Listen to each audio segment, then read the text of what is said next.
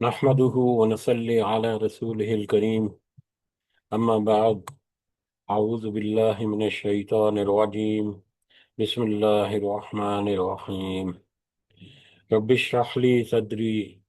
ويسر لي أمري واحلل عقدة من لساني يفقهوا قولي. رب يسر ولا تعسر وتمم بالخير. اللهم لا سهل إلا ما جعلته سهلا وأنت تجعل الحزن إذا شئت سهلا. اللهم انفعنا بما علمتنا وعلمنا ما ينفعنا وزدنا علما. آمین یا رب العالمین۔ آج ہم انشاءاللہ اللہ کے خاص فضل و کرم سے، اس کی خاص رحمت اور توفیق سے سورۃ الانعام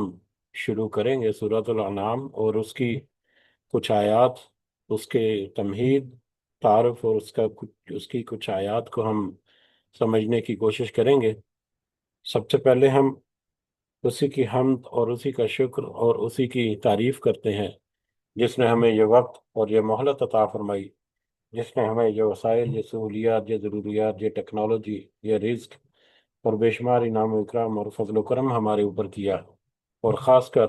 جس نے ہمارے دلوں میں یہ ڈالا کہ ہم اس بابرکت کلام کو سمجھنے کی کوشش کریں۔ اللہ تعالیٰ سے دعا ہے کہ اس کوشش میں ہمیں استقامت نصیب فرمائے، اس کی صحیح سمجھ اللہ تعالیٰ ہمیں عطا فرمائے، اس کے ذریعے سے اللہ تعالیٰ ہمیں اپنی اور اپنے ساتھیوں کی اصلاح کرنے کی توفیق عطا فرمائے،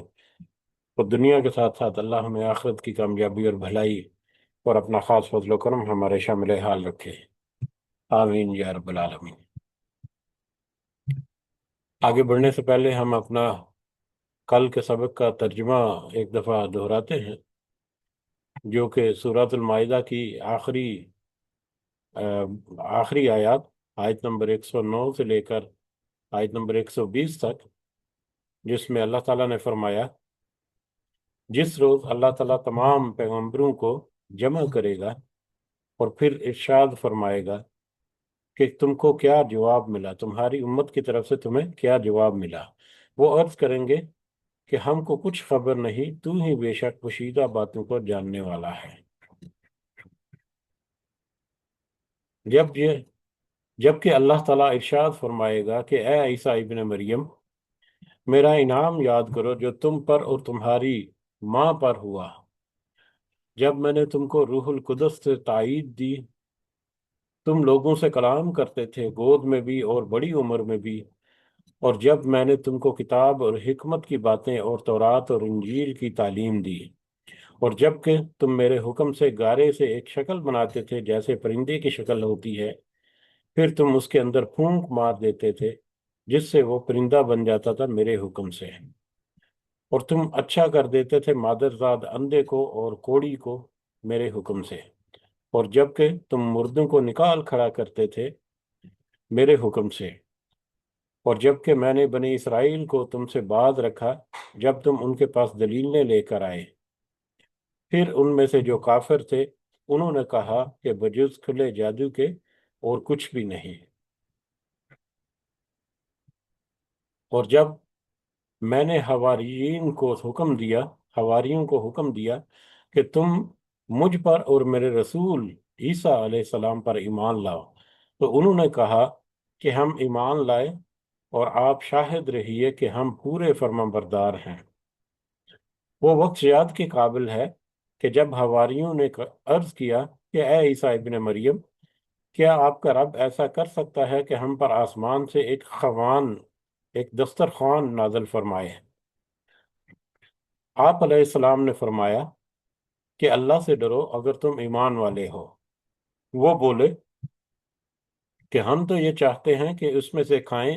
اور ہمارے دلوں کو پورا اطمینان ہو جائے اور ہمارا یہ یقین اور بڑھ جائے کہ کہ آپ نے ہم سے سچ بولا ہے اور ہم گواہی دینے والوں میں سے ہو جائیں۔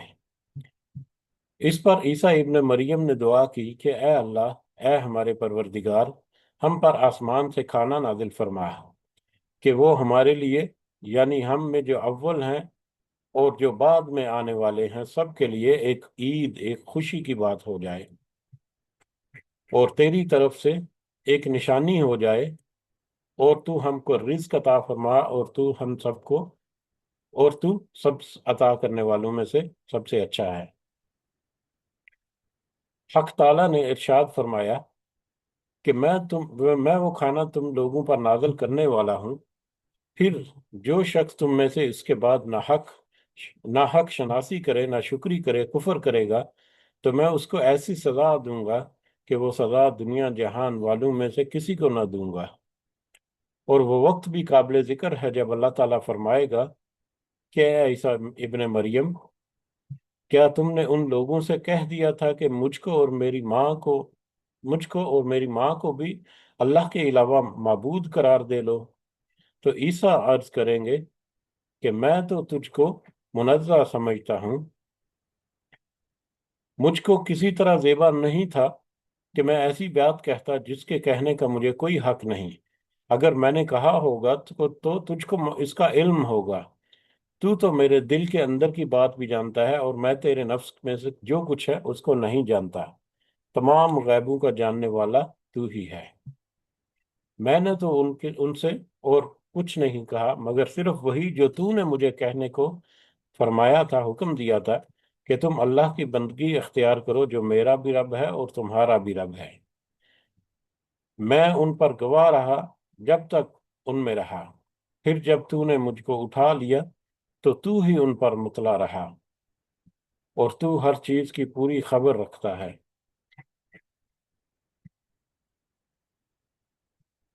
اب اگر تو ان کو سزا دے تو یہ تیرے بندے ہیں، اور اگر تو ان کو معاف فرما دے تو زبردست ہے، حکمت والا ہے۔ اللہ تعالیٰ ارشاد فرمائے گا کہ یہ وہ دن ہے کہ جو لوگ سچے تھے ان کا سچا ہونا ان کے کام آئے گا۔ ان کو باغ ملیں گے جن کے نیچے نہریں بہتی ہوں گی، جن میں وہ ہمیشہ ہمیشہ کو رہیں گے۔ اللہ تعالیٰ ان سے راضی ہو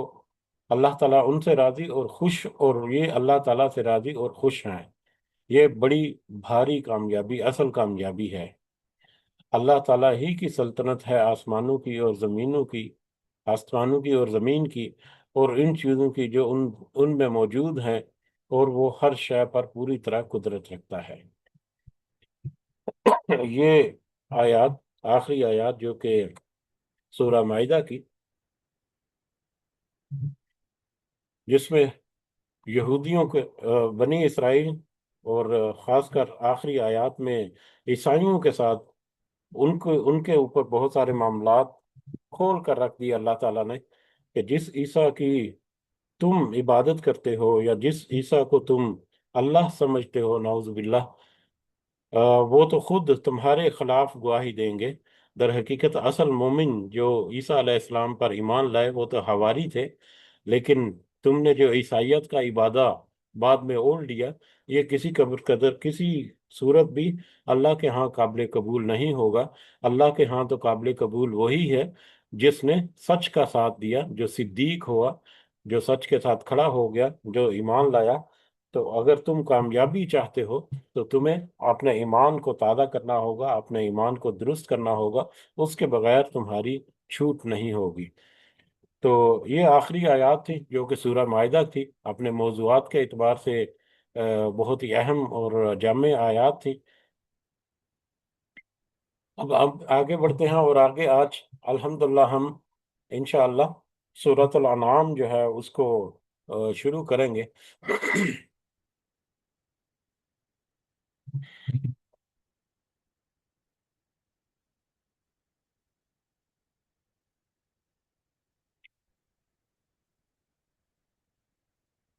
تو سبق آج کا باقاعدہ آغاز کرتے ہیں۔ سورۃ الانعام، سورۃ الانعام یہ ایک مکی سورہ ہے، یعنی ہجرت مدینہ کے بعد یہ سوری، ہجرت مدینہ سے پہلے، ہجرت سے پہلے یہ سورہ مبارکہ نازل ہوئی مکہ میں۔ دور نبوی جو ہے مکہ کا، اس میں قرآن مجید مصحف جو ہمارے ہاتھوں میں ہے، اس میں صورتوں کی ترتیب کے اعتبار سے یہ سورہ نمبر 6 ہے، جبکہ ترتیب نزولی کے اعتبار سے، کرونالوجیکل آرڈر کے اعتبار سے یہ 55 نمبر پر آتی ہے۔ 55 نمبر پر یہ آیت جو ہے یہ نازل ہوئی۔ اس میں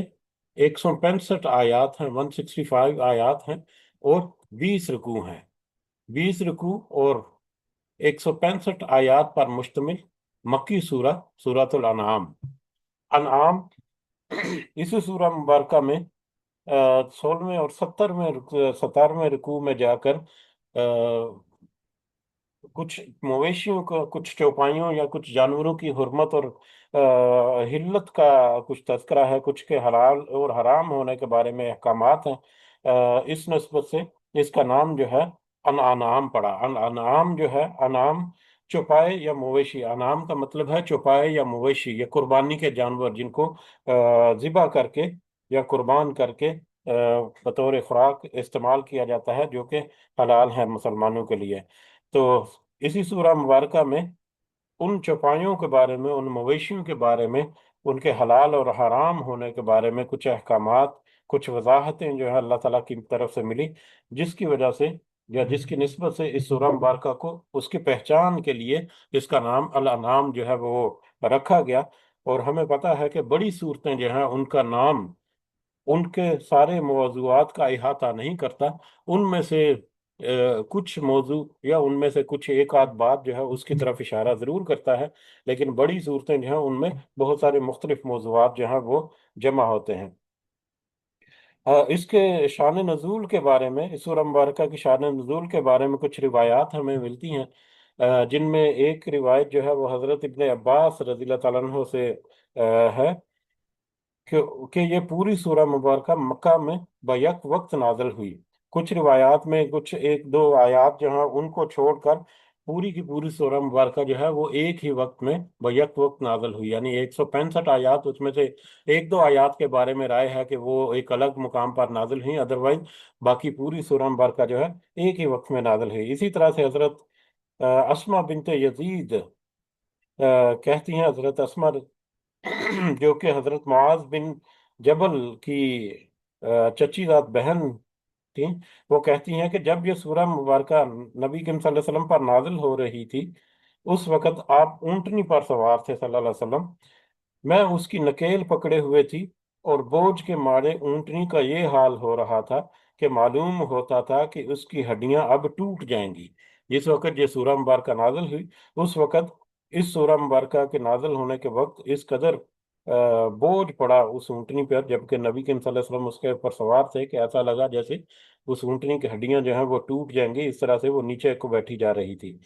इसी तरह से रवायात में ये मिलता है कि जिस रात ये सूरह मुबारका नाजिल हुई, उसी रात नबी करीम सल्लल्लाहु अलैहि वसल्लम ने इस सूरह मुबारका को कलम बंद करवा लिया या लिखवा लिया उसको। तो नबी करीम सल्लल्लाहु अलैहि वसल्लम सूरतों को या आयात को जब नाजिल होती थी, तो वो अपने सहाबा कराम से डिक्टेट करा देते थे, लिखा देते थे उनको, ताकि वो याद कर लें और रिकॉर्ड में भी आ जाए। तो लिहाजा उसी रात, जिस रात ये नाजिल हुई, उसी रात नबी करीम सल्लल्लाहु अलैहि वसल्लम ने इस पूरी सूरह मुबारका को डिक्टेट भी करा दिया था, लिखा भी दिया था। इसका ज़माना नज़ूल के बारे में अगर हम देखें, तो ये हमारे लिए जानना जो है वो काफ़ी अहम है, क्योंकि ये मक्की सूरा है।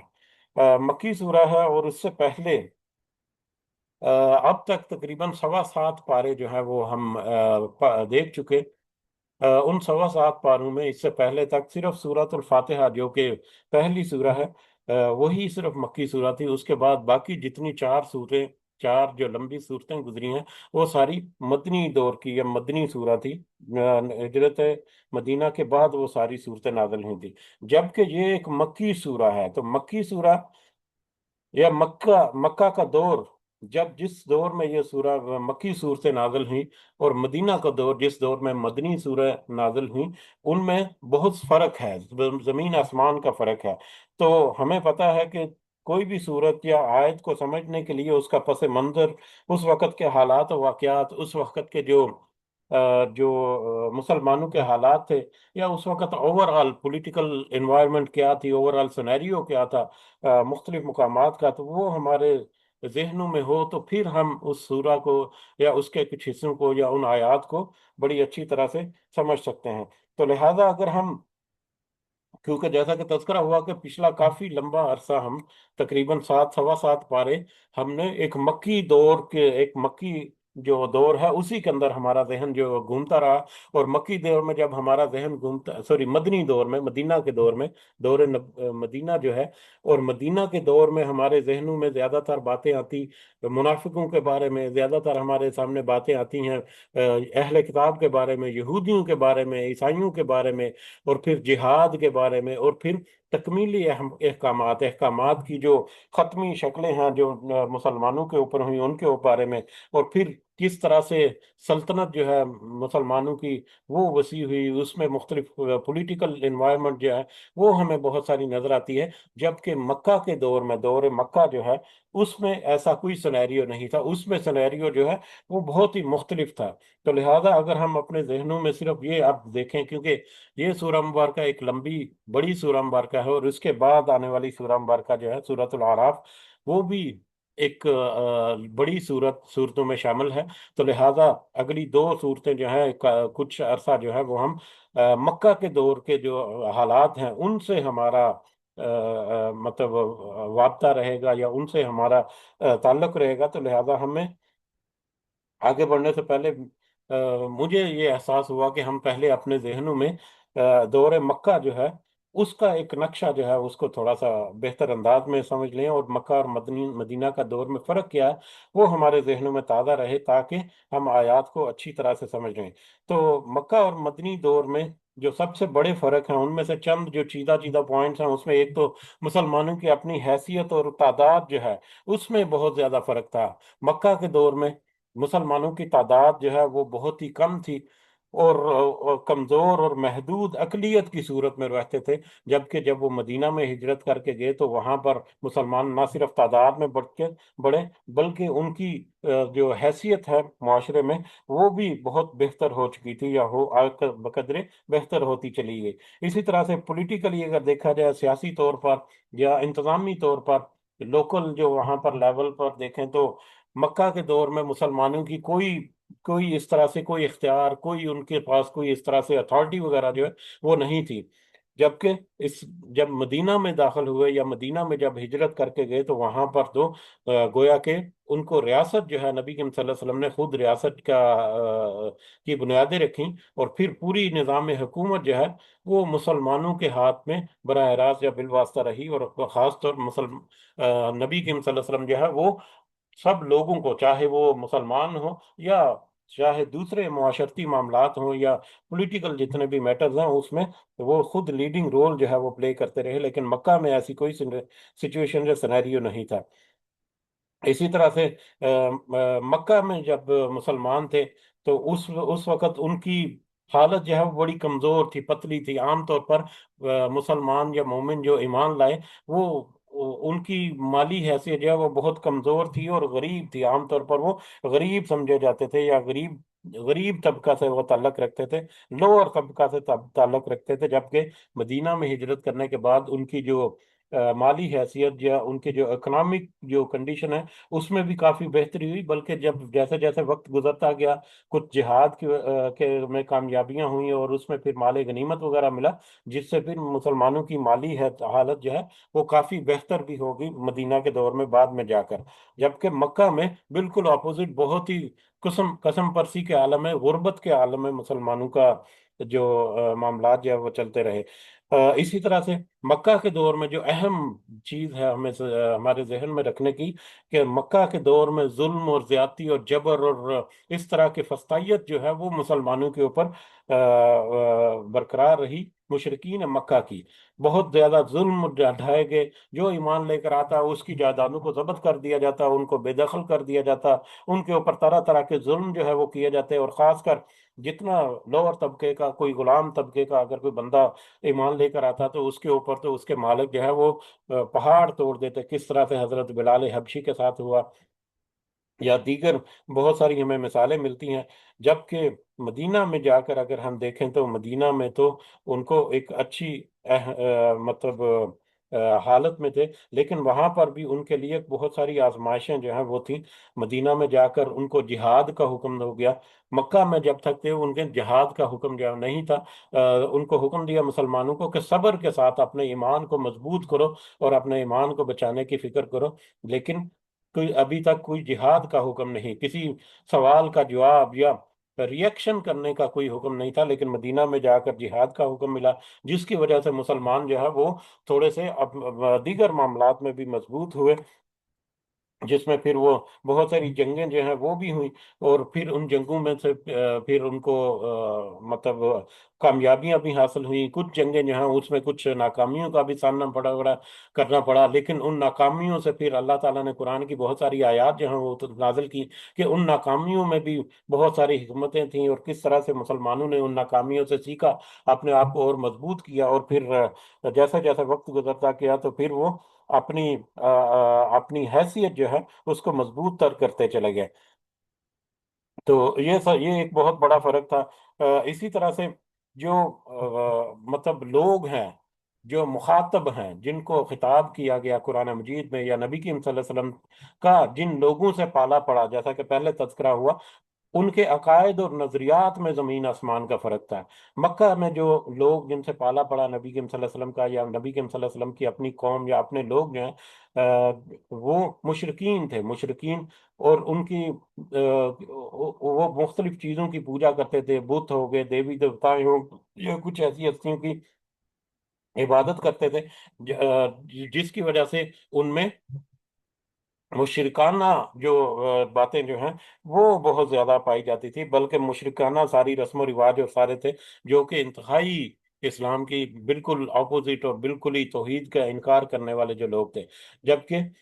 मदीना में जाकर अहले किताब जो हैं, यहूदी और ईसाई जो हैं, उनका उनका सामना हुआ, या उनका पाला पड़ा, उनसे पाला पड़ा नबी करीम सल्लल्लाहु अलैहि वसल्लम का। अब यहूदी और ईसाई जो हैं वो उलूहियत के एतबार से अल्लाह ताला को तो खूब पहचानते हैं, पहले नबियों के बारे में भी उनके पास तारफ है, लेकिन उन्होंने अपने दीन को बिगाड़ रखा था। गो कि उनमें भी शिर्क की बहुत सारी किस्में जो है मौजूद थी, लेकिन एक अकीदे के एतबार से वो कम अज कम अल्लाह को पहचानते थे, उसके नबियों की और उसकी किताबों के बारे में उनके पास इल्म और तारफ जो है वो मौजूद था। लेकिन मक्का के दौर में ये चीज़ जो है वो बिल्कुल मौजूद नहीं थी। तो इस यही वजह है, और इसके अलावा बहुत सारी चीज़ें जो हैं, जैसे जैसे हम आगे बढ़ेंगे तो उस वक़्त के हालात और वाक़यात आयात के पस मंज़र में हमारे सामने जब आएंगी, तो हम हमारे सामने जो है मज़ीद वाज़ेह होता चला जाएगा सारा। तो लिहाजा अगर हम शॉर्टकट में देखें तो मुसलमानों की तरजीह या मुसलमानों के जो बुनियादी मसाइल थे मक्का में, वो बहुत मुख्तलिफ थे मदीना की निस्बत। तो लिहाजा उस वक़्त के हालात और वाक़यात जो हैं वो बहुत अहम है। और ख़ासकर वहाँ पर, क्योंकि मुशरकीन अरब जो हैं, मुशरकीन मक्का जो हैं, वो नबी करीम सल्लल्लाहु अलैहि वसल्लम के खुद उनके कबीले से ताल्लुक़ रखते थे, या उन्हीं में नबी करीम सल्लल्लाहु अलैहि वसल्लम जो है वो पले बड़े और उन्हीं में जवान हुए। तो लिहाजा उनके साथ ताल्लुक़ जो है और भी मजबूत था, उन पर जान पहचान भी थी। लेकिन जब उन्होंने इनकार किया, और फिर ऐसा इनकार किया कि इस कदर मुखालफत बढ़ी कि आखिर ज़माने में, मक्का के आखिरी ज़माने में तो नबी करीम सल्लल्लाहु अलैहि वसल्लम को नौजुबिल्लाह कत्ल करने के दर पे हुए, और बहुत सारी साजिशें उन्होंने की कि किसी तरह से नबी करीम सल्लल्लाहु अलैहि वसल्लम को रास्ते से ही हटा दिया जाए, ताकि ये सिलसिला जो है वो ख़त्म हो जाए। और उसकी वजूहात जो है वो भी हमें पता चलेंगी। सबसे बड़ी वजह जो है कि हमारे आबा व अजदाद की तरफ से हमारे जो दीन या रस्म व रिवाज या अकायद नज़रियात मिले हैं, हम उनको क्यों छोड़ दें। वो अपने आबा व अजदाद की तरफ से मिले हुए अपने फरसुदा निज़ाम जो है उसको बदलने के लिए तैयार नहीं थे, और यही उनकी मुखालफत का सबसे बड़ा एक सबसे बड़ी वजह जो है वो थी। तो लिहाजा हमें मक्का और मदीना का दौर जो है उसमें तमीज़ या उसमें फ़र्क जो है वो जब हमारे जहनों में रहेगा, और ख़ासकर जब मक्की सूरत हम पढ़ रहे हैं, तो उस वक़्त जो लोग हैं उनके नज़रियात और उनके जो रिएक्शन है, कि किस तरह से वो आयत को रिएक्ट करते थे, उसके उसका जो है ना वो हमारे ज़हनों में रहना बहुत ज़रूरी है। बहरहाल इस सूरत की तरफ अगर वापस आएँ तो इस सूरा मुबारक में हम देखेंगे कि क्योंकि ये बड़ी सूरा है, तो इसमें बहुत सारे मुख्तलिफ मौज़ूआत जो हैं वो ज़ेर बहस आएँगे। उसमें सबसे अहम मौज़ू जो है, क्योंकि मुशरिकीन जो हैं उनके साथ अब ये उनके उनके उनके उनको बराह रास्त खिताब भी किया गया बहुत सारी आयत में, या उनके सामने बराह रास्त ये आयत जो हैं या सूरतें जो हैं वो पेश की जाती थी। तो तौहीद जो है ये एक मरकजी मौजू जो है वो मक्की सूरतों का रहता है। तो तौहीद यानी ये पूरी कायनात, इसका पैदा करने वाला जब अल्लाह है, एक ही वाहिद माबूद है, तो सिर्फ वही लायक इबादत है, उसके अलावा कोई और माबूद नहीं है। लेकिन مشرکین جو ہیں وہ اس بات کو قبول کرنا جو ہے وہ ان کے لیے بہت مشکل تھا۔ تو بہرحال توحید اور ان کا جو شرک ہے، تو اس کی تردید جو ہے اس کے بہت سارے موضوعات ہمیں ملیں گے۔ اسی طرح سے رسالت کا انہوں نے انکار کیا مشرکین مکہ نے۔ اب جیسا کہ تذکرہ ہوا، مکہ مدینہ میں جب گئے تو وہاں پر رسالت یا نبوت وغیرہ اس طرح کے جتنے بھی معاملات ہیں ان سے تو اہل کتاب جو ہیں وہ واقف تھے، لیکن مکہ میں انہوں نے رسالت کا سرے سے انکار ہی کر دیا کہ اللہ نے رسول کیسے بھیج دیا۔ اللہ نے اگر رسول بھیجنا تھا تو ہمیں کچھ ایسی نشانیاں بھی ملتی جو آگے جا کر ہمیں پتہ چلتی رہیں گی کہ قرآن مجید نازل ہو رہا ہے تو براہ راست اللہ خود کیوں نہیں قرآن لے کر نازل ہوا، یا آپ اوپر جاتے آسمان پر نبی کریم صلی اللہ علیہ وسلم سے کہتے اور ہمارے سامنے قرآن لے کر آتے، پھر بھی ہم نہیں اس پر مانیں گے جب تک کہ آپ کے ساتھ فرشتے نہ ہوں۔ اور رسول جو ہے وہ انسان کو کیوں بنا کر بھیج دیا، کسی فرشتے کو اللہ تعالیٰ رسول بنا کر بھیج دیتا۔ تو اس طرح رسالت کے اوپر ان کے بہت سارے معاملات تھے، اور رسالت کی بہت ساری تعلیم یا رسالت کے بارے میں بہت ساری ان کی جو تبلیغ جو ہے وہ ہمیں ملتی ہے مکی صورتوں میں بھی، اس صورت میں بھی آ کر ملے گی۔ اسی طرح سے قیامت کے بارے میں، جنت اور دوزخ جو ہے اس کے بارے میں وہ اکثر جو ہے وہ انکاری تھے۔ کچھ تھوڑا بہت معدوم قسم کا کچھ لوگوں میں کچھ رائے یا کچھ ایک پایا جاتا تھا، اور عنصر جو ہے وہ پایا جاتا تھا کہ قیامت ہوگی، لیکن اکثریت مشرقین جو ہے وہ اس بات کو ماننے پر ریڈی نہیں کہ قیامت بھی آئے گی اور پھر جہنم اور دوزخ جو ہے یا آخرت میں حساب کتاب ہوگا۔ وہ کہتے تھے کہ کیسے ممکن ہے کہ جو مر گئے یہاں پر مٹی میں مٹی ان ہو گئے، ان کی ہڈیاں بھی گل سڑ گئیں گی، تو کیسے ممکن ہے کہ وہ دوبارہ اٹھائے کھڑے کیے جائیں گے اور پھر قیامت جو ہے وہ برپا ہو جائے گی۔ تو قیامت یا آخرت جو ہے وہ بھی اس سورہ مبارکہ کا بھی موضوع ہے، اور مکی صورتوں میں در حقیقت قیامت جو ہے، قیامت کے منظر اور قیامت کا ماحول اور قیامت کا بپا ہونا، یہ بڑے اہم موضوعات میں سے ایک موضوع ہے۔ اسی طرح سے مطلب ان کے فرسودہ عقائد میں جانوروں کو مطلب حرام قرار دینا، یا جانوروں کے بارے میں مختلف طرح کی جاہلانہ رسومات جو ہیں وہ ان کے بارے میں پائی جاتی تھی۔ جانوروں کو وہ بت قدوں پر جا کر ان کو وہاں پر نظر و نیاز کرتے اور بلی چڑھاتے اور ان کو وہاں پر قربان کرتے، جبکہ اللہ تعالیٰ نے ان کی حرمت جو ہے اور اس کا اور حلت جو ہے اس کے بارے میں بھی آیات جو ہے وہ ہمیں ملی۔ اور یہ انعام جو ہے وہ یہ براہ راست اس سورہ مبارکہ سے اس کا تعلق بھی بنتا ہے اس موضوع کا۔ اس کے علاوہ اس سورہ مبارکہ کے ایک موضوع اور بھی ہے کہ تبلیغ جو ہے یا قرآن کی تعلیم جو ہے وہ کیسے کی جائے، اور قرآن کو تعلیم دینے یا تبلیغ یا توحید کا پیغام پہنچانے میں کے راستے میں جو مسائل اور مشکلات آتی ہیں ان کے اوپر صبر کرنا، اور صبر کے ساتھ اور حکمت کے ساتھ اللہ کے پیغام کو پہنچانا، یہ ایک بڑا کٹھن مرحلہ ہے۔ اس بارے میں بھی ہمیں کچھ ہدایات یا رہنمائی جو ہے وہ اس سورہ مبارکہ میں ہمیں ملے گی۔ تو لہذا موضوعات کے اعتبار سے بھی اس میں بہت سارے مختلف موضوعات ہمیں ملیں گے، اور جب ہم حالات و واقعات کو بھی اپنے سامنے رکھیں تو اس وقت کی کنڈیشن یا اس وقت کے معاملات جو ہیں وہ بھی ہمارے سامنے تھوڑا سا سمجھنا جو ہے وہ آیات کو آسان ہو جائیں گے، وہ معاملات ہمارے سامنے نسبتاً بہتر انداز میں ان آیات کو سمجھنے میں مدد کرتے ہیں۔ تو بہرحال آگے بڑھتے ہیں اور باقاعدہ اس سورہ مبارکہ کا آغاز کرتے ہیں۔ اعوذ باللہ من الشیطان الرجیم، بسم اللہ الرحمن الرحیم۔ الحمدللہ، سب کی سب تعریف اور سب کا سب شکر جو ہے وہ صرف اور صرف اللہ تعالیٰ ہی کے لیے ہے۔ اب جیسا کہ تذکرہ ہوا کہ پہلی آیت جو ہے اس میں اللہ تعالیٰ نے ایکچولی اس پوری کائنات کی تخلیق اور اس کے مختلف جو موجودات ہیں، جو کچھ اس کائنات میں موجود ہے، اس کو بنائے جانے کی طرف اشارہ کیا کہ صرف اللہ ہی ہے جس نے اس پوری کائنات کو بنایا۔ تو جب اللہ ہی نے سب پوری کائنات کو بنایا تو وہ واحد ہستی ہے جو لائق عبادت ہے، جو کسی چیز کی محتاج نہیں کہ کوئی اس کی مدد کرے، یا کوئی اس کا ساتھ دے، یا کوئی کسی کو اس کے ساتھ شریک ٹھہرایا جائے۔ وہ اکیلا ہی معبود ہے، اس کے علاوہ کوئی معبود نہیں ہے۔ تو مشرکین جو ہے اللہ کو ماننے کے اعتبار سے ان کا عقیدہ تو یہ ضرور تھا کہ اللہ جو ہے اس کا اللہ کا تعارف کچھ حد تک ان میں موجود تھا، اور یہ اس بات کو بھی وہ مانتے تھے، یہ بھی عقیدہ وہ رکھتے تھے کہ جتنی موجودات ہیں، یہ کائنات میں جتنی چیزیں ہیں، جتنے چرند پرند جانور انسان سورج چاند ستارے درخت پتھر پہاڑ، ہر چیز جو ہے وہ اللہ تعالیٰ نے بنائی، یہاں تک جو ان کا عقیدہ جو ہے وہ درست تھا۔ لیکن اس عقیدے میں وہ قدغن کیا کرتے تھے، ان عقیدے میں ڈنڈی کیا تھی ان کے مارتے تھے، جو ان کے آباء و اجداد سے چلی آ رہی تھی، کہ بہت ساری دوسری ہستیاں ہیں، بہت سارے دیوی دیوتائیں معاملہ ہیں، یا کچھ فرشتے ہیں جو اللہ تعالیٰ کی مدد کرتے ہیں اس پورا نظام کائنات کو چلانے کے لیے۔ تو اس مدد کرنے کی وجہ سے وہ سمجھتے تھے کہ آج بھی مشرکین کا یہی عقیدہ ہے کہ یہ ہستیاں جو ہیں یہ اللہ کے قریب ہیں، یا اللہ کو مدد کرتی ہیں، تو لہٰذا جب ہم ان کی عبادت کریں گے اور ان کو خوش رکھیں گے اور ان کے سامنے دعائیں کریں گے، تو یہ بھی ہماری مدد کریں گے، اور یہ اللہ سے ہمیں ہمارے معاملات جو ہیں ان میں آسانیوں میں ہماری مدد کرتے ہیں، یا ہمیں وہ اللہ سے وہ آسانیاں یا وہ جو نعمتیں ہیں وہ اللہ سے ہمیں دلاتے ہیں۔ تو اس طرح کے کچھ نظریات یا عقائد ہے، جس کا رد جو ہے پوری طرح سے بھرپور طریقے سے ہمیں مکی صورتوں میں ملتا ہے، اس طرح کے جتنے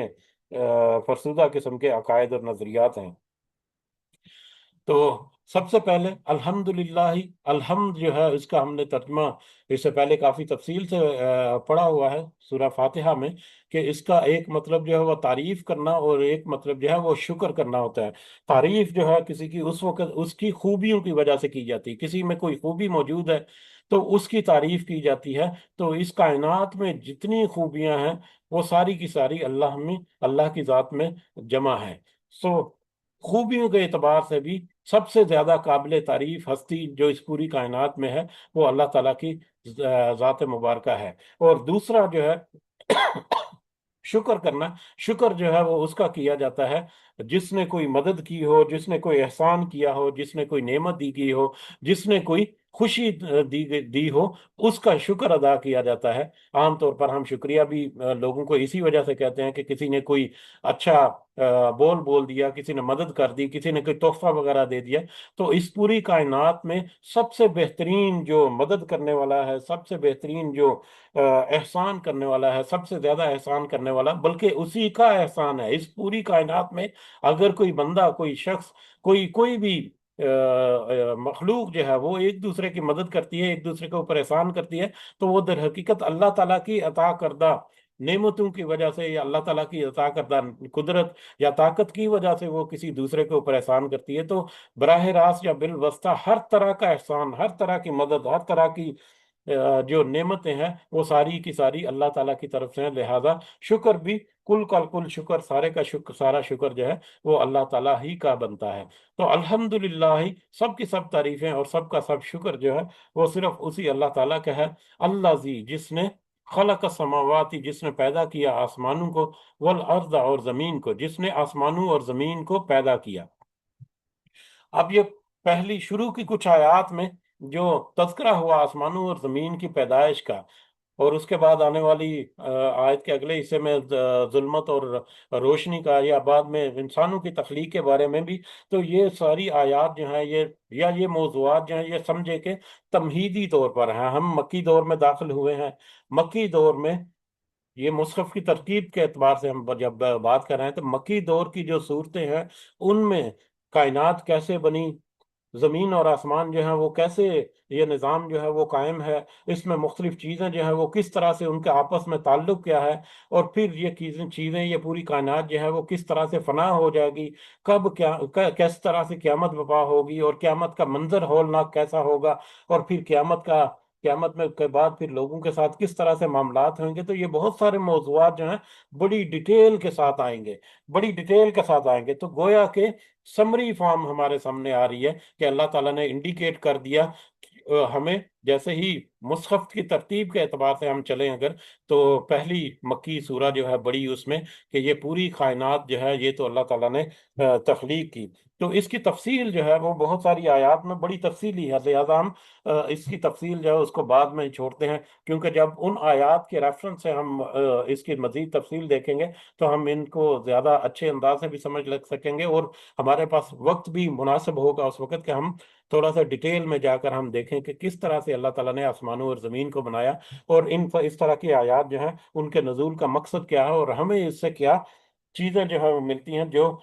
جو ہمارے لیے قابل غور ہیں، جن کے اوپر غور کریں تو ہم اللہ کا تعارف جو ہے بخوبی حاصل کر سکتے ہیں۔ تو لہٰذا یہاں پر صرف مختصر انداز میں اللہ تعالیٰ نے سمری کے طور پر پیش کیا، یا ہم جہاں پر سمری کے طور پر ہی ہم دیکھتے ہیں کہ کل تعریف اور شکر جو ہے وہ اس ذات باری تعالیٰ کا ہے جس نے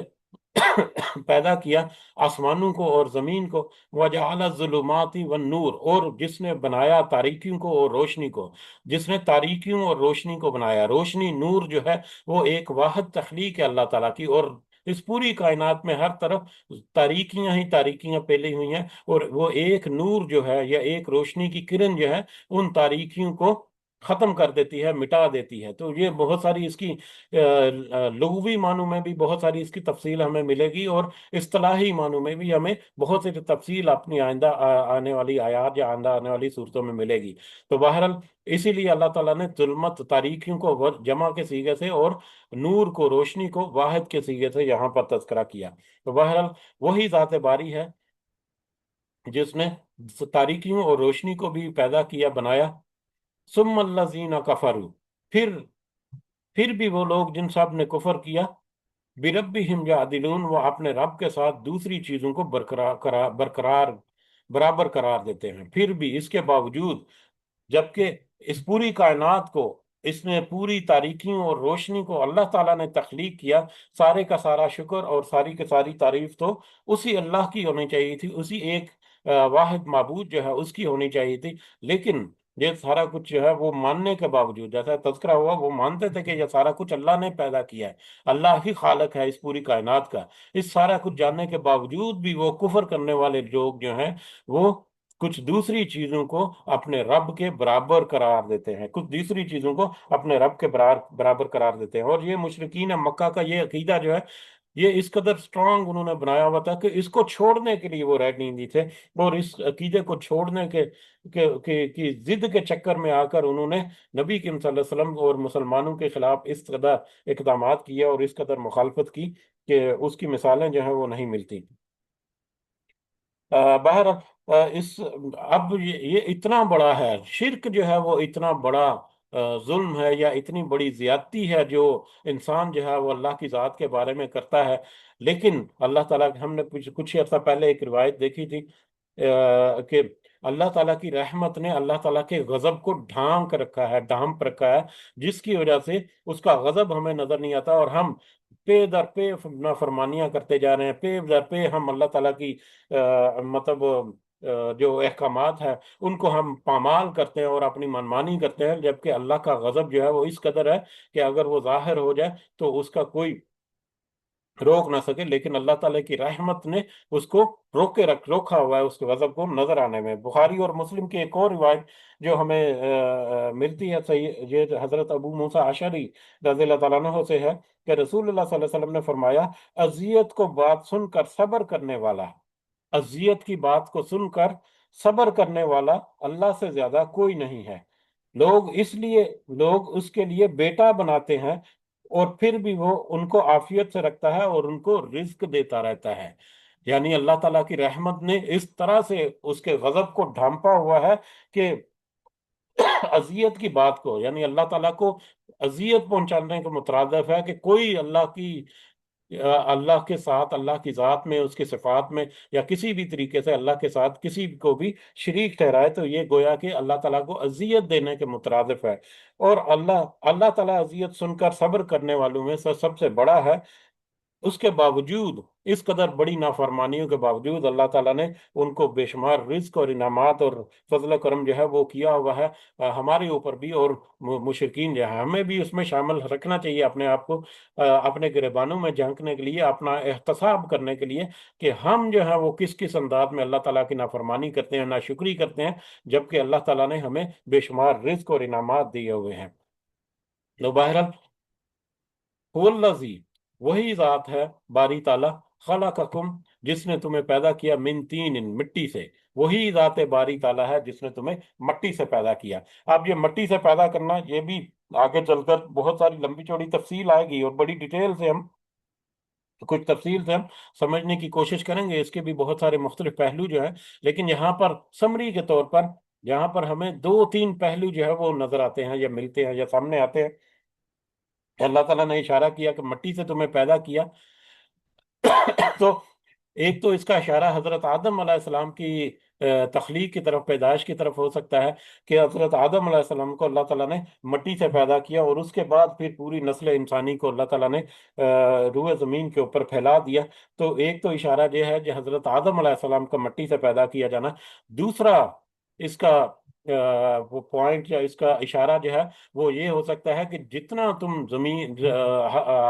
अपना अपने अपने खाने पीने के लिए या अपनी ज़रूरियात को पूरा करने के लिए या जितना अपने रहने सहने के लिए यानी ज़िंदगी गुजारने के लिए जितनी तुम्हारी ज़रूरियात हैं, वो सारी की सारी ज़रूरियात तुम्हारी मट्टी से वाबस्ता होती हैं। इसी मट्टी से, इसी ज़मीन की मट्टी से तुम अपनी पूरी की पूरी ज़रूरियात, इवन कि अपनी खुराक, अपनी तवानाई और अपनी हर तरह की जो ज़रूरत है, उसको तुम इसी मट्टी से पैदा करते हो। तो गोया के अल्लाह ताला ने तुम्हें इस मट्टी से पैदा किया या इस मट्टी का मरहून मिन्नत बना दिया। और तीसरा जो है वो बड़ा अहम नुक्ता, कि एक इंसान की जो इज्जाए तरकीबी हैं, वैसे तो पूरी दूसरी मखलूक जो है इसका इस दुनिया पर मौजूद है, इस जमीन पर मौजूद है, उसके बारे में भी, क्योंकि इंसान का यहाँ पर तज़किरा हो रहा है, तो इंसान का जो अपना वजूद है और उसका अपना मादी जिस्म जो है वो इसी मट्टी से पैदा किया है। इंसान का अपना वजूद या इंसान का अपना मादी जिस्म जो है, उसके जितने अज्जाए हैं उसमें अब पानी है। अगर हम देखें कि इंसान के जिस्म में 60-70% या इससे भी ज्यादा पानी की मिकदार है। वो पानी जो है वो जमीन उसके सारे जितने कंपोजिशन है वो, या उसके उसमें बाकी गोश्त पोश्त है, खून है, उसकी जितनी रगें हैं या जितना बॉडी स्ट्रक्चर है, मादी जिस्म जो है पूरे का पूरा, वो तो अल्लाह ताला ने इसी जमीन के मुख्तलिफ अज्जाए तरकीबी जो हैं उनको एक खास अंदाज में तरतीब देकर, उनमें उनको तरतीब देकर जोड़कर अल्लाह ताला ने इंसान का जिस्म जो है उसको पैदा कर दिया। और उसमें फिर अल्लाह ताला ने एक रूह जो है वो डाल दी। वो रूह जो है वो तुम्हारे अंदर मैं की शक्ल में बोलती है कि मैं, मेरा नाम, मेरी वजह, मेरा, मेरी हैसियत, मेरी उम्र, मेरा मुकाम, मेरा मर्तबा, मेरी जायदाद, मैं जो है वो दर हकीकत वो अल्लाह ताला की तरफ से रूह जो है वो तुम्हारे अंदर बोलती है। दर हकीकत तुम तो गोश्त पोश्त से बने हुए मट्टी से पैदा किए गए एक एक तख्लीक हो। जैसे ही तुम्हारे अंदर से वो रूह जो है वो गुजरती है, निकलती है एक वक्त मुकर्रर तक, तो तुम वही पूरा जिस्म, वही पूरे अज्जाए तरकीबी, तुम्हारा जिस्म, तुम्हारे हाथ पांव, उसके अंदर तुम्हारे दिल, जितने ऑर्गन्स हैं वो सारे उसी तरह से मौजूद हैं। लेकिन वो बस उनकी हैसियत और औकात जो है वो मट्टी से ज्यादा नहीं है। वो कुछ अरसे के अंदर अंदर वो मट्टी में मिलकर मट्टी हो जाती है और फना हो जाती है। तो तुम्हारी अपनी शनाख्त जो है वो क्या है, जो अल्लाह ताला ने तुम्हें दी। बहरहाल ये मौजूआत, और फिर चलते चलते ये भी तज़किरा करते हैं जो मक्की सूरतों में जो मौजूआत हैं उनमें गहराई इस कदर होती है कि कभी कभी एक आयत जो है वही कई घंटों का जो हमारा सबक जो है वो ले लेती है। तो लिहाजा गहराई के एतबार से, उसकी जो जामयत है उसके एतबार से भी ये आयात जो हैं वो बहुत वसी मानी रखने वाली हैं। तो लिहाजा जैसे जैसे हम आगे बढ़ेंगे तो इन आयात को हमारे सामने जैसे जैसे खुलेंगी तो हमें अंदाजा होता रहेगा अल्लाह ताला ने किस कदर ना सिर्फ अल्फाज का मजमूआ है जो ज़ाहरी कदर कीमत और रखते हैं, बल्कि गहराई में भी किस कदर गहरी बातें हैं जो अल्लाह ताला ने हमारे सामने यहाँ पर तज़किरा कर दी। अब ये इंसान जो है जिसको पैदा करने की तरफ इशारा किया, वही है बारी ताला, ज़ात बारी ताला, जिसने पैदा किया तुम्हें मट्टी से। और फिर जैसा कि तज़किरा हुआ उस मट्टी में एक रूह है जो अल्लाह ताला की तरफ से है, और उस रूह का एक मुकर्रा वक्त है इस दुनिया की जिंदगी में, और फिर उसे आखिरत में दोबारा से जिंदा होना है। तो बहरहाल सुम्मा कज़ा, फिर मुकर्रर किया अजलन, उसने एक वक्त इस जमीन مٹی سے جو پیدا کیا گیا اس زمین کے اوپر پھر اس کا ایک وقت جو ہے مقرر ہے، یعنی ایک مقرر وقت تک وہ اس زمین پر اس طرح سے میں کرتا رہے گا، انسان کی شکل میں ڈنگے مارتا پھرے گا یا چلتا پھرتا رہے گا، اور ایک وقت آئے گا جب اس زمین سے اس کا بوریا بستر جو ہے وہ گول کر دیا جائے گا، اور وہ اس کو موت آ جائے گی۔ وہ اجل مسمى عنده، اور پھر ایک اور وقت مقرر ہے اس کے پاس، اسی زمین سے منسوب ایک اور وقت جو ہے وہ بھی اللہ تعالیٰ کے پاس مقرر ہے۔ وہ وقت جو ہے وہ ہے تمہاری کہ انسان کی موت سے لے کر قیامت کے وقت تک، یعنی برزخ کی زندگی جس کو ہم کہہ سکتے ہیں۔ تو پہلے تو ایک پیریڈ یا ایک وقت ہے تمہارے پاس اس دنیا کی زندگی میں جو تمہیں وقت گزارنا ہے، اور اس کے علاوہ تمہاری موت کے بعد پھر قیامت تک کا جو پیریڈ ہے وہ بھی ایک وقت طے شدہ مقرر کردہ وقت ہے تمہارے پاس۔ اس کے بعد تو پھر اللہ تعالیٰ جب دوبارہ اٹھائے گا تو پھر ابدی طور پر یہ کائنات جو ہے اس کا حلیہ جو ہے بالکل مختلف ہو جائے گا، یہ کائنات جو ہے بالکل مطلب فنا ہو جائے گی، اور ایک الگ انداز سے کس طرح سے ہوگی یقیناً ہمارے سامنے ہماری آنکھیں جو ہیں اس کو دیکھیں گی جب وہ وقت آئے گا۔ ہمیں اس بات کا یقین ہونا چاہیے کہ ہماری آنکھیں اس بات کا مشاہدہ کریں گی جو اللہ تعالیٰ نے غیب کی باتوں میں سے ہمیں اشارہ کر دیے، اور بہت ساری چیزوں کو بڑی ڈیٹیل سے سمجھا بھی دیا۔ ثم انتم تمترون، پھر بھی وہ کافر جو ہے پھر بھی اے کافرو تم شک کرتے ہو۔ ثم انتم تمترون، پھر بھی تم شک کرتے ہو، پھر بھی اے کافرو تم شک کرتے ہو۔ اب جیسا کہ تذکرہ ہوا کہ کافر جو ہیں یا مشرک جو ہیں وہ قیامت کو ماننے سے بھی انکاری تھے، قیامت کے بارے میں بلکہ مذاق اڑاتے تھے مسلمانوں کا، کہ یہ قیامت کا یہ کہتے ہیں جی کل کو دوبارہ سے ہم اللہ تعالیٰ اٹھ کھڑا کرے گا اور دوبارہ سے حساب کتاب ہوگا۔ کہاں ہے وہ ہمارے بزرگ جو ہیں وہ صدیوں سے ہزاروں سالوں سے مرے پڑے ہیں قبروں کے اندر یا مختلف جگہوں پر، تو کون ابھی تک تو کوئی زندہ نہیں ہوا۔ تو مذاق بھی اڑایا کرتے تھے، اور اس کا مطلب ڈنکے کی چوٹ پر انکار بھی کرتے تھے۔ تو اب اللہ تعالیٰ نے ان کو ان کی جو کچھ عقائد ہیں ان کی طرف اشارہ کیا۔ ان کے عقائد میں کیا کہ اللہ تعالیٰ نے ہی سارا کچھ بنایا، تو ان کے عقائد کے مطابق اللہ تعالیٰ نے کہا کہ ساری کی ساری تعریف اور شکر تو اللہ ہی کا ہے جس نے پوری کائنات کو بنایا، آسمانوں اور زمین کو، اور پھر تاریکی اور روشنی کو بھی بنایا، اور تمہیں بھی پیدا کیا اسی مٹی سے جو تم ایک مقررہ وقت تک اس زمین میں تمہارا ٹھہرنا ہوگا، لیکن پھر بھی تم شک کرتے ہو کہ مطلب تمہیں دوبارہ نہیں اٹھایا جائے گا، یا تو اللہ تعالیٰ کا قول یا اللہ تعالیٰ کا کلام یا اللہ تعالیٰ کا جو رسول ہے اس کے بھیجے ہوئے جو کہ ہدایت ہے اس کا پھر اس میں پھر بھی تم شک کرتے ہو، یا یہاں پر بطور خاص قیامت کے بارے میں کہ قیامت کے بارے میں بھی پھر بھی تم شک میں پڑے ہوئے ہو، جبکہ وہ اللہ جس نے یہ ساری کائنات بنائی وہ تمہیں خود انفارم کر رہا ہے، وارننگ دے رہا ہے کہ ایک وقت آئے گا جب تم مٹی میں مٹی ہو کر فنا ہو جاؤ گے، اور پھر اللہ تعالیٰ تمہیں دوبارہ کھڑا کرے گا، دوبارہ تمہیں زندہ ہو کر فرما دے گا۔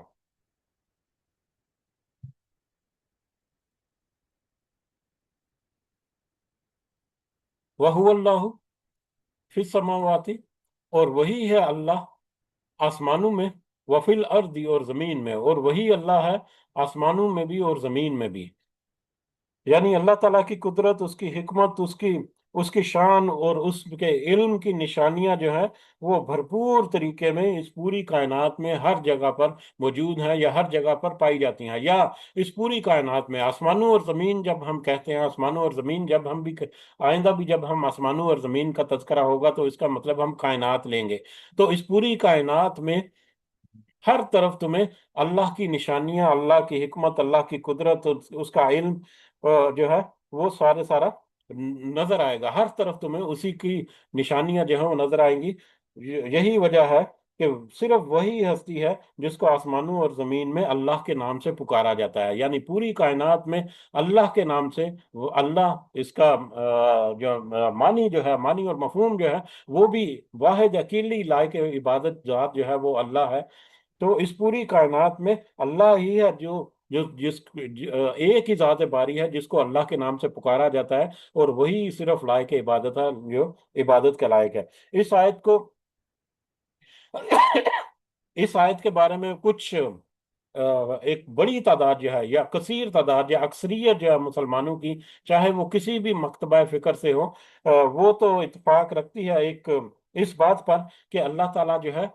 وہ عرش پر استوا ہے۔ کس طرح سے ہے؟ یہ اللہ تعالیٰ کے جس طرح سے اس کے شائن ہے، جس طرح کے اس کے شان ہے، ہم اس کے بارے میں نہیں جانتے کہ اللہ تعالیٰ نے عرش پر کس طرح سے قرار پکڑا ہوا ہے، ثم استوى الی العرش، کس طرح سے وہ عرش پر قرار پکڑے ہوئے ہے، ہمیں اس کا کوئی اندازہ یا ادراک نہیں ہو سکتا۔ لیکن قرآن مجید میں تقریباً 18 مختلف مقامات پر عرش کا تذکرہ ہے، تو اس سے ہمیں اندازہ ہوتا ہے کہ عرش جو ہے اس کا ماننا جو ہے وہ ہمارے عقیدے کا حصہ ہے، اور اللہ تعالیٰ عرش پر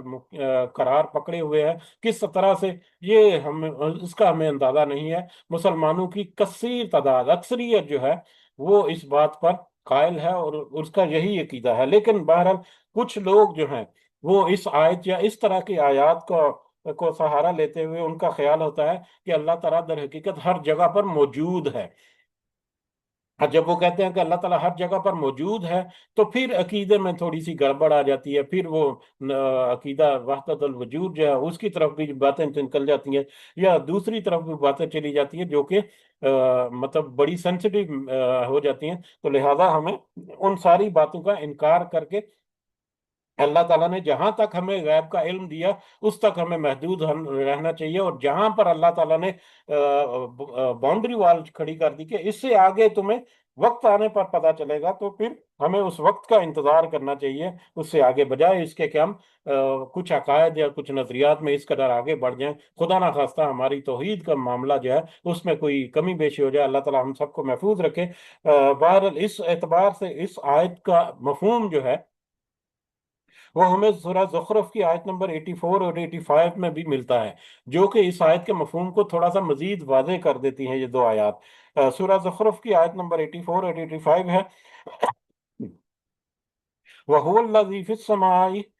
إِلَٰهٌ وَهُوَ الَّذِي فِي السَّمَاءِ إِلَٰهٌ وَفِي الْأَرْضِ إِلَٰهٌ وَهُوَ الْحَكِيمُ الْعَلِيمُ وَتَبَارَكَ الَّذِي لَهُ مُلْكُ السَّمَاوَاتِ وَالْأَرْضِ وَمَا بَيْنَهُمَا وَعِندَهُ عِلْمُ السَّاعَةِ وَإِلَيْهِ تُرْجَعُونَ۔ اس کا مطلب یہ ہے کہ اور وہی ہے جو آسمانوں میں معبود ہے، اور وہی ہے جو زمینوں میں بھی معبود ہے، یعنی ایک ہی اللہ کی ذات ہے جو آسمانوں میں بھی وہی معبود ہے اور زمینوں میں بھی وہی معبود ہے۔ آسمانوں کی طرف جب تذکرہ کیا جائے، عام طور پر آسمانوں اور زمین کو جمع کر کے ہم کائنات کہتے ہیں، لیکن اگر الگ الگ صرف آسمانوں اور زمین کا تذکرہ کریں تو آسمانوں کے اوپر فرشتوں کی ایک بڑی کثیر تعداد جو ہے وہ موجود ہے، اور وہ فرشتے بھی اللہ تعالیٰ کی عبادت کرتے ہیں، اور آسمانوں اور زمین کے درمیان جو آنے جانے والے فرشتے ہیں وہ بھی اللہ تعالیٰ کی عبادت کرتے ہیں، اور زمین کے اوپر بھی اللہ تعالیٰ ہی کی عبادت ہے، اس کے علاوہ پوری کائنات میں۔ تو گویا کہ وہی ہے جو آسمانوں میں بھی معبود ہے اور زمین میں بھی معبود ہے، اور وہی کمال حکمت والا ہے، سب کچھ جاننے والا ہے، اور اور بہت برکت والا ہے، اور وہ جس کے پاس آسمانوں کی اور زمین کی بادشاہی ہے، اور اس کی بھی جو ان دونوں کے درمیان ہے، یعنی اس پوری کائنات میں بادشاہت ہے وہ بھی صرف اسی اللہ کی ہے، اور اسی کے پاس قیامت کا علم ہے، قیامت کی گھڑی جب آئے گی وہ بھی اسی کے پاس علم ہے، اور اسی طرف تم لوٹائے جاؤ گے۔ تو زخرف کی آیت نمبر 84 85 جو ہے وہ اس آیت کی مزید تشریح جو ہے وہ ہمیں نسبتاً آسان الفاظ میں بھی ہمارے سامنے لاتی ہے، کہ اس کا پوری کائنات میں چاہے آسمان ہو یا زمین ہو یا کوئی بھی جگہ ہو، وہیں ہر جگہ پر لائق عبادت جو ذات ہے وہ صرف اور صرف اللہ تعالیٰ کی ہے۔ یعلم سرکم و جہرکم، وہ جانتا ہے تمہارے پوشیدہ احوال کو بھی اور تمہارے ظاہری احوال کو بھی، تمہاری ہر طرح کی پوشیدہ اور ظاہری بات کو خوب اچھی طرح سے جانتا ہے، تمہارے دلوں کے اندر چھپی نیتیں، ارادے، ہر چیز، اور تمہارے کیے گئے عمل جو ظاہری طور پر تم نے کر دیے۔ وَيَعْلَمُ مَا تَكْسِبُونَ، اور وہ اس چیز کو بھی بخوبی جانتا ہے جس پر تم عمل کرتے ہو یا تم کسب، تکسبون کسب سے ہے، کسب جو ہے وہ کمائی کو کہتے ہیں، تو جو تم کماتے ہو دنیا کی زندگی میں، جو تم کمائی کر رہے ہو دنیا کی زندگی کی کمائی، ایک انسان کے لیے وہ آخرت کی کمائی ہونی چاہیے۔ ہمیشہ ہمیں یہ خیال رکھنا چاہیے کہ ہم دنیا میں جو کچھ بھی کما رہے ہیں وہ آخرت کے لیے کمانا ہے، اگر ہمارے ذہن میں ہو تو یہ بہترین مطلب طریقہ یا راستہ ہے۔ تو لہٰذا تم دنیا کی زندگی میں جو کچھ کما رہے ہو، جو بھی تم کرتوتیں کر رہے ہو یا عمل کر رہے ہو، چاہے وہ اچھا ہے یا برا ہے، اللہ تعالیٰ اس کو بخوبی جانتا ہے، اس کو خوب اچھی طرح سے اس کے علم میں ہے۔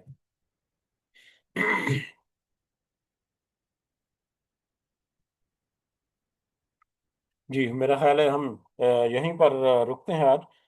کیونکہ آگے کی آیات جہاں ہمیں بہت ساری تفصیل جہاں ہمیں دیتی ہیں، تو انشاءاللہ ہم کل جو ہے اسے آگے کنٹینیو کریں گے، اسی موضوع کو، اس دعا کے ساتھ کہ ہماری سننے میں سمجھنے میں کچھ کمی بیشی ہے تو اللہ تعالیٰ ہمیں معاف فرمائے، اور جس چیز کی ہم کوشش کر رہے ہیں اللہ تعالیٰ ہمیں اس میں کامیاب کرے، اس میں ہمیں استقامت نصیب فرمائے، اس کی صحیح سمجھ کے ساتھ ساتھ اللہ تعالیٰ ہمیں اپنی اصلاح کرنے کی توفیق عطا فرمائے، آمین یا رب العالمین، وما علینا الا البلاغ المبین۔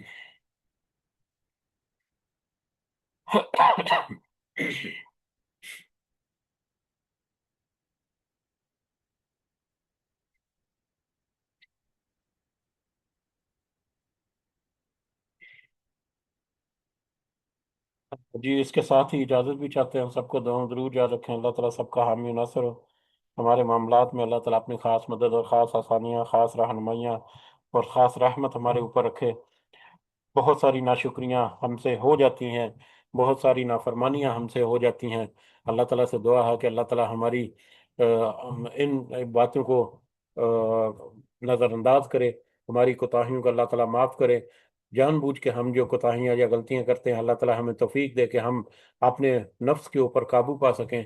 اللہ تعالیٰ ہمیں اپنے نفس پر قابو پانے اور ہمیں کچھ اس طرح کے معاملات میں کچھ برائیاں، کچھ کمیاں، کوتاہیاں، ان میں اللہ تعالیٰ ہمیں ثابت قدمی کے ساتھ ان کو ختم کر کے ثواب کی طرف، نیکی کے کاموں کی طرف اللہ تعالیٰ ہمیں آنے کی توفیق عطا فرمائے، آمین یا رب العالمین۔ رب ارحمہما کما ربیانی صغیرہ، رب ارحمہما کما ربیانی صغیرہ، رب ارحمہما کما ربیانی صغیرہ، ربنا آتنا فی الدنیا حسنہ وفی الآخرۃ حسنہ وقنا عذاب النار، ربنا ظلمنا انفسنا وإن لم تغفر لنا وترحمنا لنكونن من الخاسرين، ربنا تقبل منا إنك أنت السميع العليم وتب علينا إنك أنت التواب الرحيم، سبحان ربك رب العزة عما يصفون وسلام على المرسلين والحمد لله رب العالمين، سبحانك اللهم وبحمدك نشهد أن لا إله إلا أنت نستغفرك ونتوب إليك، آمين يا رب العالمين، جزاكم الله خيرا كثيرا، السلام علیکم ورحمۃ اللہ وبرکاتہ۔